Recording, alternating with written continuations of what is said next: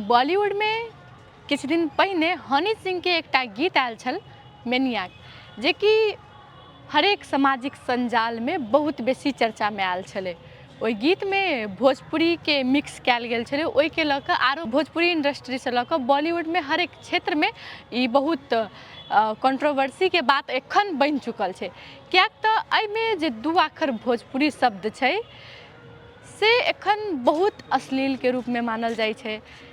कहल जाइ छै कि लोक सबके कहब रहल छै, एक तो अहिना भोजपुरी क्षेत्र बहुत बेसी बदनाम छै अश्लीलता के लऽ कऽ, ओहिके बाद हनी सिंह सेहो आब अश्लील शब्द सबके लऽ कऽ प्रयोग करऽ लगली, ओहो बॉलीवुड के एते बड़का क्षेत्र सबमे, जैसँ भोजपुरी क्षेत्र आरो बेसी खराब भऽ रहल छै। एहिमे हनी सिंह के गीत में जे रागनी छलै ओ गीत गेने छलै, ओ रागनी के दूटा शब्द एखन एते बड़का कंट्रोवर्सी बनि चुकल छै कि हनी सिंह पर भोजपुरी प्रोड्यूसर नीतू चंद्र केस केने छथिन।